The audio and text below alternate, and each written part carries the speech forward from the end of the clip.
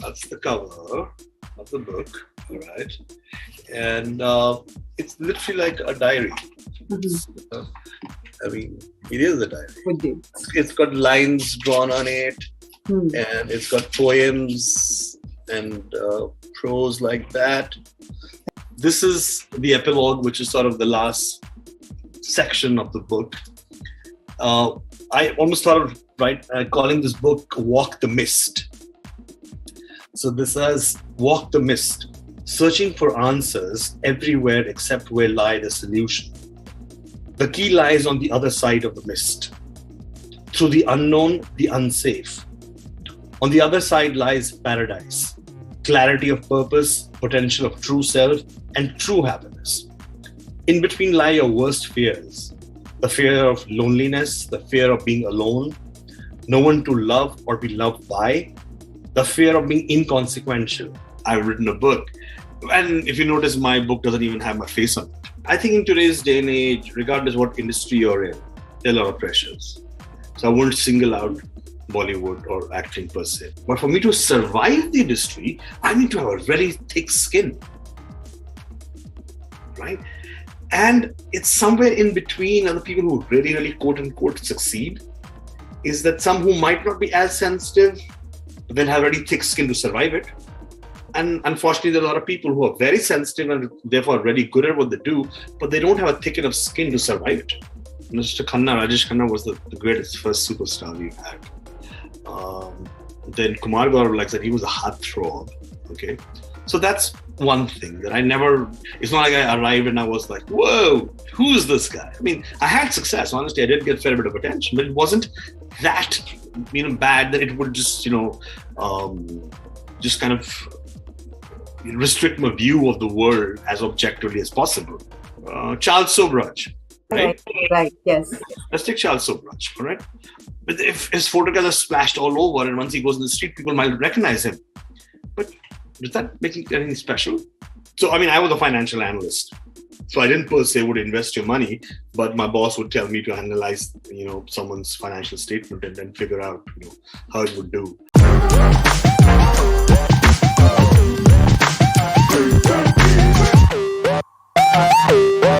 We were really happy to have Samir Soni join us today, and he'll be speaking to us about his much talked about book, My Experiments with Silence. I'm sure a lot of people would want to hear you talk about the book because there are a lot of people, who are not very good with expressing their feelings, and I'm sure you have a lot of tips for all those who are introverts because that's what the book deals with. Samir, congratulations for the success first.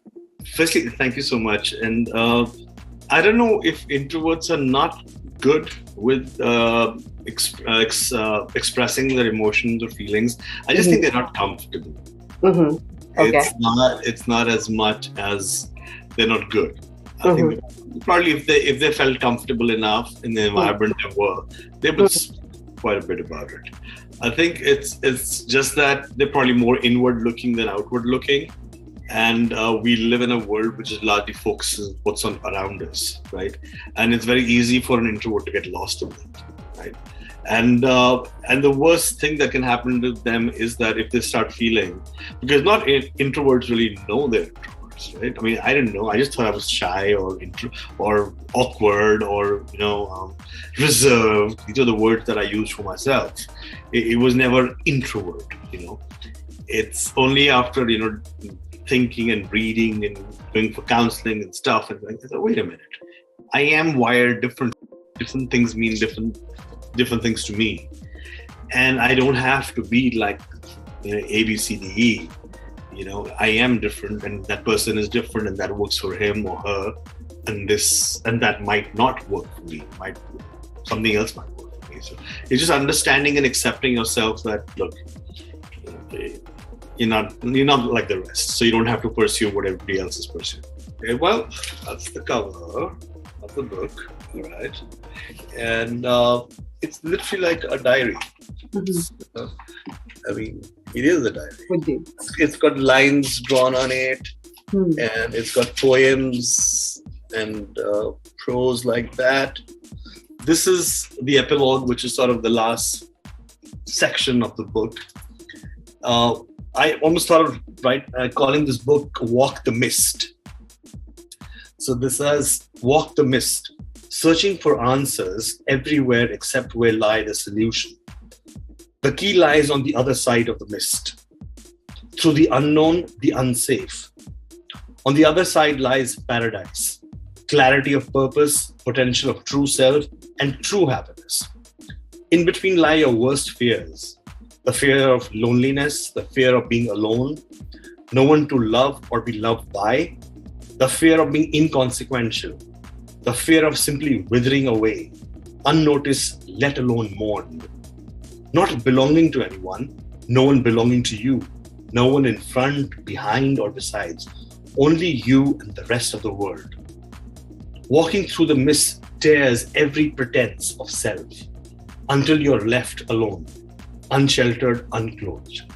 Just the weak, timid, incomplete you. Yes, the mist is dark and dense. It is easier to run back to the security of the illusion. But beyond it is the paradise of your true, perfect self. Have to have courage, have to walk the mist. Yes, but why the book now? I mean, you could have written it a decade back. I mean, you've been in the industry for over 2 decades now. Why have you timed it right now?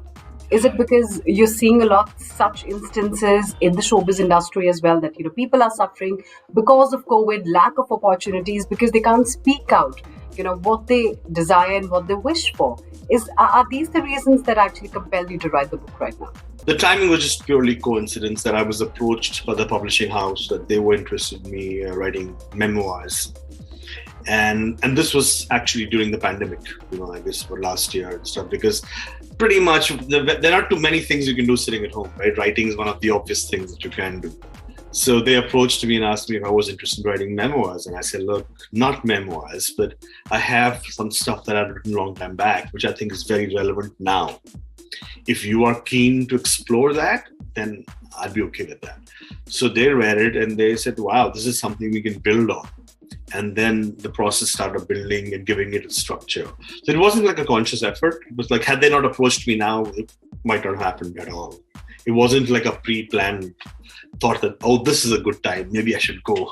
No, nothing like that. No. But why not memoir? I mean, you've had an interesting life. I know, you've stayed away from spotlight, for, I'm sure, your own reasons, but you've done such interesting films. You've been on TV shows. You have a great fan following. Why not a memoir? I mean, no controversies. I mean, that's something that I'm sure about. Is that the reason? Because these days memoirs sell only because of controversies. No, I mean, honestly, it's you probably see me from the outside, right? But I don't see myself through your eyes, right? To me, I'm like a regular guy who does what he does and works hard, and, like everybody else, has done better than a few and not as good as many. So I just never thought it would be, wow. I mean, and also, not to put anybody down. I always found it kind of little self-gratifying thing. Memoirs, my story, as oh Lord, I've lived a life like that. As you know, there really isn't much money in publishing nowadays, right? And the other only thing could be an egotistical, inflation that you get. Like, hey man, see my face is on the cover. I've written a book, and if you notice, my book doesn't even have my face on it. So these things didn't really, I wasn't too keen on. I act, so that's enough. I don't need to put another face.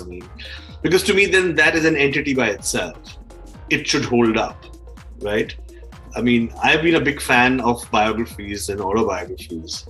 But the people I've read is about Marlon Brando or an Agassi or a John Lennon, then I just don't see my name coming in the same breath. I just don't see Marlon Brando, John Lennon, Agassi, Samir Soni. Oh, wait a minute. who am I targeting? Well, really, nothing. Yeah. So. Samir, we wanted to ask you this because the book deals with, you said that you'd written the book also to help people deal with their insecurities and fears. After Sushant's death, you had in fact, taken to social media to say that it could have easily been me. So, is it true that the showbiz industry is extremely harsh to newcomers, and especially those who have no links in the industry? I mean, they're just making it big on their own, because of their merit. Okay, that's a lot of questions in there. Firstly, I think in today's day and age, regardless what industry you're in, there are a lot of pressures. So I won't single out Bollywood or acting per se. I'm sure you have tons of pressures to deal with. I mean, at least I don't have a boss to please. Some people might have bosses to please, and then there's corporate politics that goes in, and there's a lot of whatever networking that goes in. I don't need to do that much. So every industry has pressures. Number one. Now the question is there anything more particular about our industry that makes it different from the other industries? And the answer is yes. And that is that it's entertainment or classic creative. You're creating movies, you're creating performances, you're creating stories, you're creating music, right? So essentially, it's a creative industry, right? Or it's supposed to be, all right? So it will attract people who are creative at the source, right? A non-writer can't suddenly say, I'm going to write a movie. A guy who doesn't know anything about emotions can't say, oh, I'm going to be an actor. Well, some can be thinking of being an actor. But by and large, it's a creative industry, okay? And only those will be good at what they do is the people who are really sensitive, right? Because if you don't have sensitivity, if you can't empathize with anyone, you can't come up with something worth quality. I would say that. I would go to that extreme. Okay? It's difficult. I'm not saying it will be successful or not. That's not the issue. If you were to judge it for what it's worth, a creative person by nature has to be sensitive to what's happening around. All right. So it does attract people who are sensitive souls, so to speak. Okay. But on the other hand, it is entertainment business. And in this industry, you are judged. And you need to develop a thick skin. So for me to able to perform well, I need to be in touch with my sensitivity, okay? And have a very thin skin so I can absorb whatever the energies I see or what the character must be thinking of. But for me, that is important for me to execute. But for me to survive the industry, I need to have a very thick skin, right? And it's somewhere in between, and the people who really, really quote unquote succeed is that some who might not be as sensitive, but they'll have really thick skin to survive it. And unfortunately, there are a lot of people who are very sensitive and therefore really good at what they do, but they don't have a thick enough skin to survive it. Hence the tragedies that you talk about. I mean, the biggest of actors. I mean, I just thought of Guru Dutt for that matter. Right? So that is what makes this industry unique, that we forget at the end of the day, it is creativity, right? And this can happen to anyone. I mean, we've seen Kumar Gaurav, you've also mentioned about Rajesh Khanna, they've had huge ups and downs in their lives. I mean, they would just wait for that one call, to come to them so that, that could change the career. Was there ever such a phase in your life, and how did you deal with it? Well, luckily for me, I never reached the highs they had, right? It's always tougher when you hit this huge high and then to deal with, wait a minute, right? So that's one thing. Mr. Khanna, Rajesh Khanna was the greatest first superstar we've had. Then Kumar Gaurav, like I said, he was a heartthrob, okay? So that's one thing that it's not like I arrived and I was like, whoa, who's this guy? I mean, I had success. Honestly, I did get a fair bit of attention, but it wasn't that, bad that it would just, just kind of restrict my view of the world as objectively as possible. So that's number one. Number two, I come from an academic background. I've seen the world outside. I've been part of, the Wall Street and stuff. So I've seen that world. So I have some subjectivity, or rather objectivity, that I can say, okay, fine, this is this. And I have case studies before me. I know that the fame, success, or glamour, what it is, it's not for everyone, and it's not for all the time. It's gonna go, whether you like it or not, whether you're ready for it or not. It's with you today and it'll be gone tomorrow. So I came in knowing that, being fully aware, and I actually trained myself in that sense that I separated me as a person from me as an actor. I never took myself that seriously, like, oh my God. I never took that fame or people recognizing me on the street seriously. Because to me, it still doesn't mean much. As much I appreciate it, if you think about it, I'll give you like a random example. Say if you were notorious, right? Let's take a notorious case. Who is that? Charles Sobraj, right? Right, yes. Let's take Charles Sobraj, all right? But if his photographs are splashed all over and once he goes in the street, people might recognize him. But does that make it anything special? Right? So I'm saying that just because people recognize you, it's because, it's almost because it's something unique in terms of they've seen you on the big screen or television. They don't know what you look like in real life. It's curiosity, sheer curiosity. But if you start buying into that as a benchmark of how successful you are, then you're in trouble. Because then you're a flavor of the month. And the next flavor is going to come and you're going to be gone the day you start taking that seriously and saying, look, and there have been cases like that, people knowing you, that you cannot fix your self-worth with that. Right. So, yes, I was very aware of that right from the beginning. So I kept that distance. So like I said, I always say that if you're going to accept the bouquets, you can't dodge the big brickbats. So I've kept that little thing. Okay. So yeah, it hurts you when you're already busy and if you're not and but you kind of are mentally more prepared. It doesn't hit you that hard and say, oh my God, now what?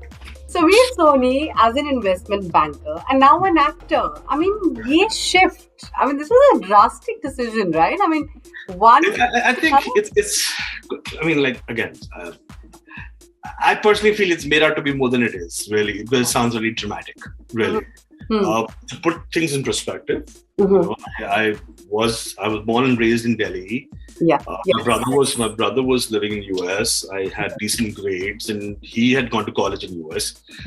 Come from a family where academics is very important, and so I applied abroad. I got into a good university. I was a good student. I'm not a genius, just like a regular good. And I think most Indians, if they go abroad, would do well because the system is that much more conducive. And then I was there and doing well. And on campus, they had recruitments and all these investment banks and management consultant companies came on board. They liked what they saw and they took me. And I worked there for a couple of years. So, yeah. Although I was in my batch the only one from my college to get a call on the Wall Street.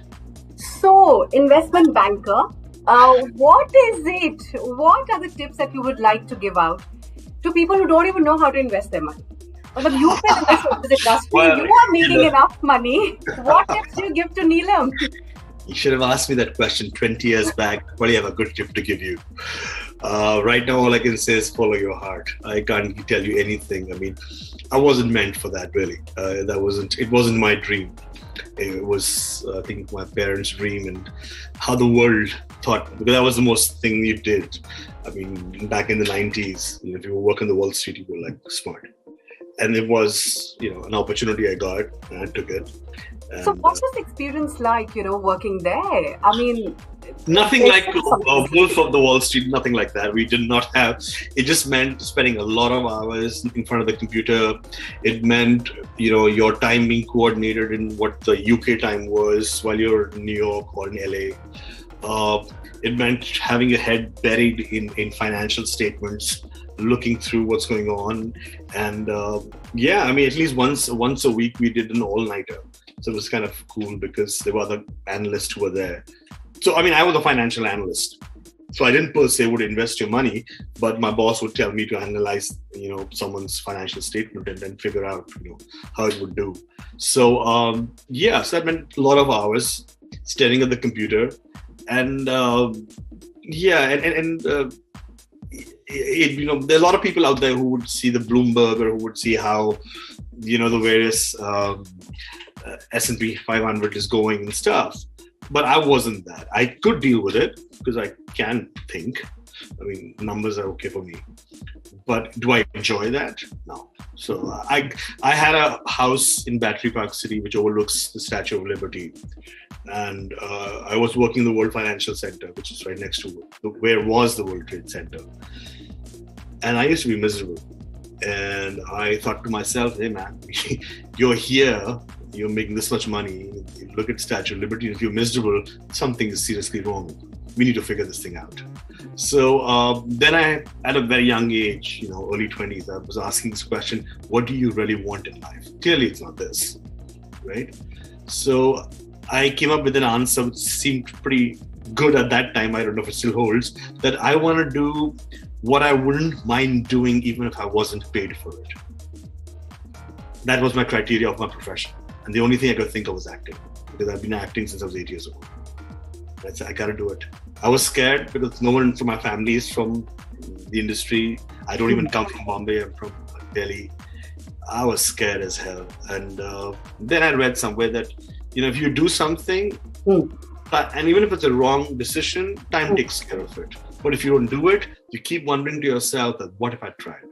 And I remember writing a letter to my dad and saying, Dad, I don't want to be 40 years old and have 2 kids, and tell them that, I could have been a big or successful actor, just that I didn't have enough guts to try it. So that trial went on for 20 years, so I'm still there.